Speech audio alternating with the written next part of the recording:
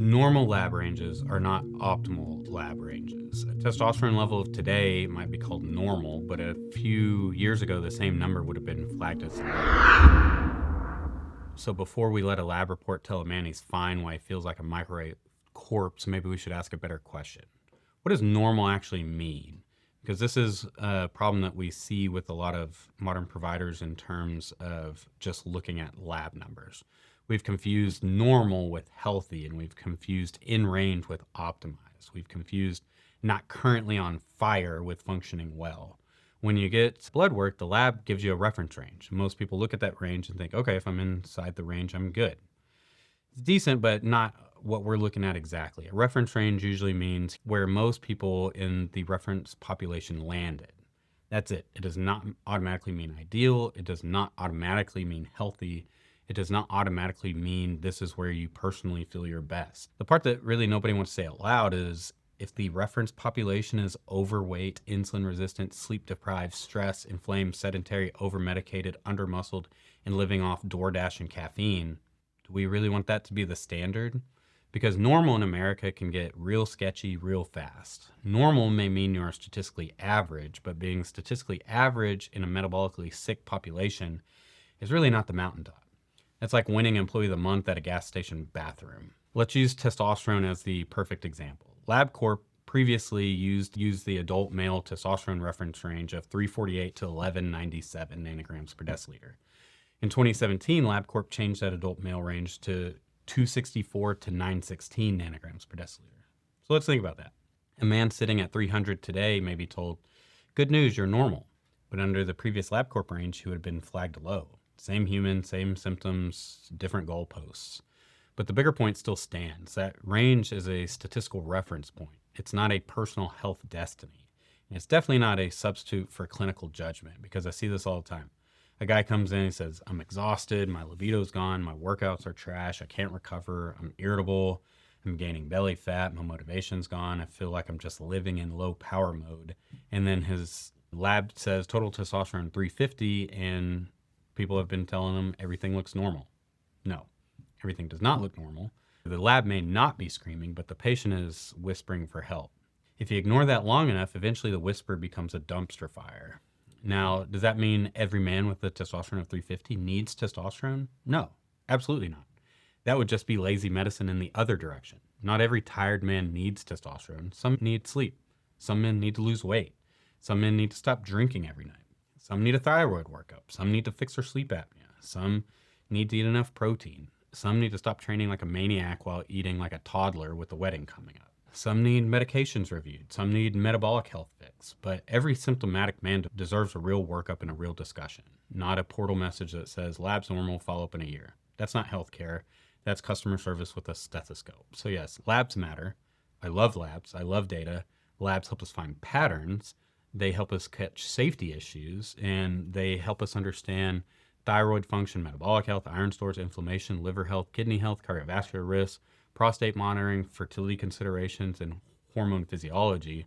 But labs are supposed to guide the conversation. They're not supposed to end the conversation. You're not a spreadsheet. You're not a green check mark.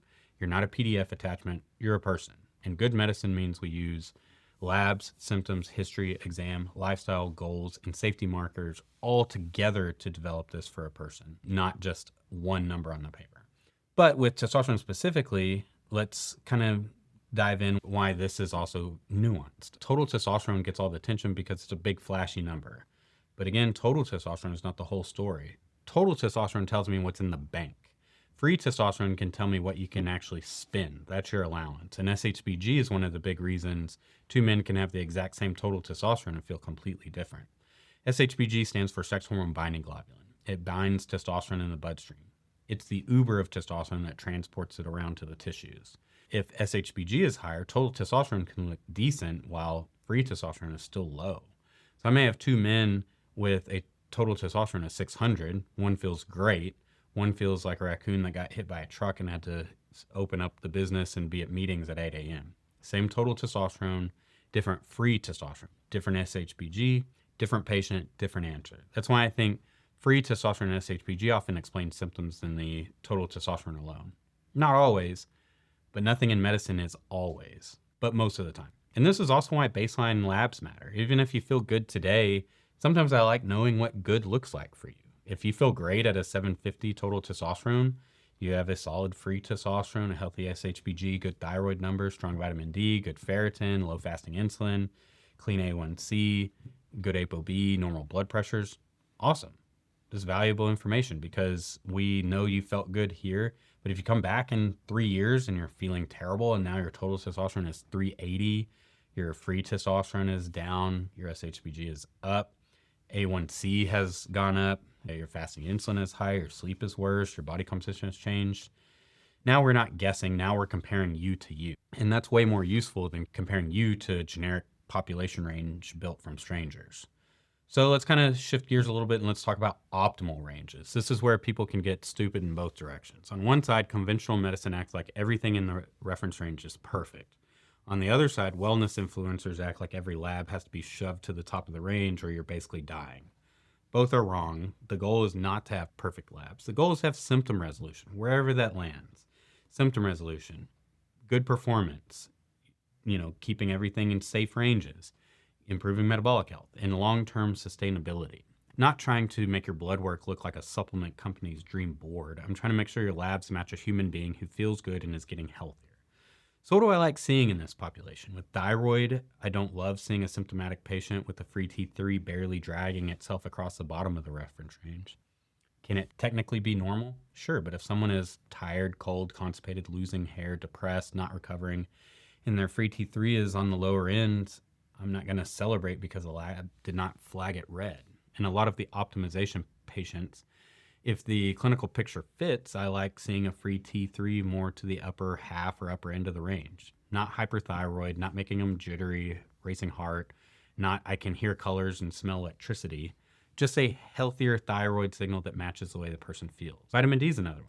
I'm not trying to push everyone's vitamin D to Mars. Mars is not always better, but if someone's vitamin D is 22 to 28 and they're being told it's fine, I usually disagree. Many patients are more comfortable seeing vitamin D somewhere to the 60 to 80 level, depending on the person, their risk factors, and response.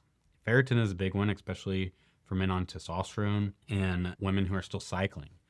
Everybody on testosterone worries about their hemoglobin hematocrit. Yeah, we monitor those, but if the only strategy is go donate blood every time hematocrit rises and no one's checking ferritin, you can absolutely make a mess of how someone feels. And despite a good testosterone level, they can feel worse than what they started. That guy may get his hematocrit down, but now his ferritin's in the toilet. And then he feels tired, anxious, he's sleeping poorly, he's dealing with restless legs, he has poor endurance, poor exercise tolerability, poor recovery, and everyone says, CBC looks good. Cool. You fixed the number and broke the human. Good work, team. Often like to see ferritin somewhere at least around 80 to 100, especially if they've donated blood or had phlebotomy recently. Not iron overloaded, just not ignored. Just enough iron stores to function like a grown man instead of a haunted Victorian orphan. Metabolic labs matter too. A1C is important, but I just don't want it technically normal if someone's hemoglobin A1C is creeping up from 5.1 to 5.4 to 5.6 while they're gaining fat, losing energy, getting more inflamed, and becoming more insulin resistant. That matters. A1C at the lower end of normal is typically a better sign.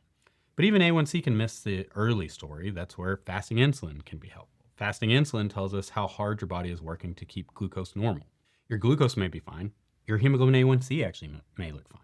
But if your fasting insulin is elevated, that can mean your pancreas is screaming in the background trying to keep everything together. That's not metabolic health. That's metabolic hostage negotiation. So in this population, I like fasting insulin on the lower end. I like triglycerides low. I like a good HDL. I like liver enzymes like ALT and GGT, not just barely normal, but actually clean. I like apolipoprotein B controlled because cardiovascular risk matters. I like high sensitivity CRP low because inflammation matters. I like blood pressure controlled because I don't care how optimized your testosterone is if your arteries are filing a formal complaint. That's a real conversation. Testosterone is one piece, but hormones live inside metabolism. They live inside sleep. They live inside your stress. They live inside your body composition. They live inside cardiovascular health. So if your testosterone is higher, but your blood pressure is worse, your sleep is worse, your acne is worse, your hematocrit's excessive, your ferritin's crashed, your anxiety up, and your wife says you have become emotionally sponsored by Monster Energy, you're still not optimized. You're overdose, which kind of brings me to the next point. More testosterone is not always better. That sentence hurts some people's feelings, but it needs to be said. From a replacement standpoint, I commonly see that men start running into more side effects when the free testosterone gets pushed too high. For a lot of guys, that starts showing up, mid 30s, upper than that range and above. Not everyone. There is a lot of individual variability, but that's where we start watching closely. And that's where we may see, as it creeps higher and higher, we may see more acne, more irritability, more anxiety, blood pressure problems, water retention, sleep disruption, excessive erythrocytosis. That just means higher red blood cell count, hematocrit, that kind of stuff, and mood changes. And sometimes the best move is not adding more medication. Sometimes the best move is actually lowering the testosterone dose. A lot of guys do not realize they're more on edge until we kind of pull the dose back and they say, all right, I'm a little calmer, feel like I'm breathing a little deeper, I'm sleeping better. My wife says I'm a lot more irritable and much more tolerable. I'm overall more resilient. And that matters because the goal is not to be the highest testosterone guy at the barbecue. The goal is to be the guy that feels good, functions better, trains good, thinks clear, has a healthy libido, preserves health, and not turn into a walking blood pressure cuff with shoulder acne. While we're talking about numbers that get people in trouble, let's talk about estradiol. Because estradiol in men might be the most abused lab in hormone medicine. A man starts testosterone, his estradiol is almost guaranteed to come back high and in red, and immediately the internet shows up like a SWAT team. Bro, you need to block that estrogen. You need an Estradiol. You need an aromatase inhibitor. No, you need context.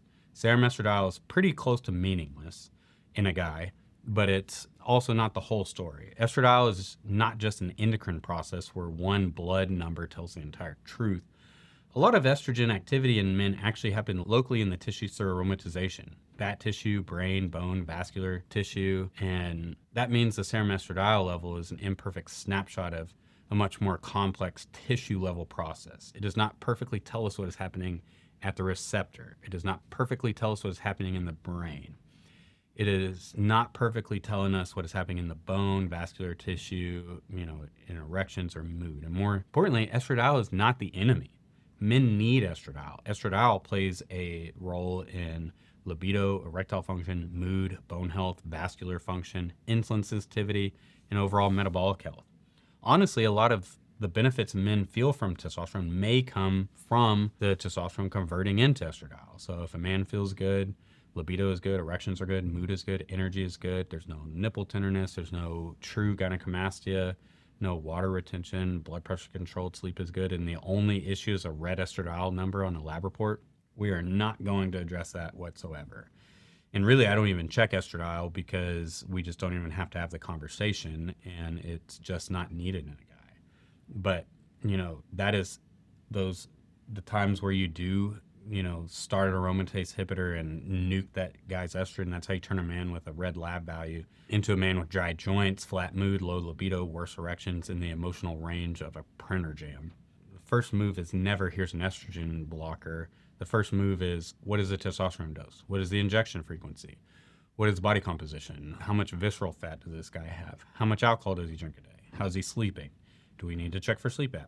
How's his liver health? How's inflammation? Are we simply overdosing the patient? Because many times the problem is not that estradiol exists. The problem is that testosterone dosing is too aggressive. Aromatization is higher because of poor body composition. We're trying to fix dosing and lifestyle problems with another pill. That's not optimization. That's medication whack-a-mole. So don't let one red estradiol number scare you into bad medicine. Again, labs guide us, but not the end-all say-all. Symptoms matter. Tissue physiology matters. Safety matters. And the patient in front of you matters more than the color-coded panic button on the portal. So here's the easiest way to think about lab interpretation. There are disease ranges, and these tell us when something is clearly wrong.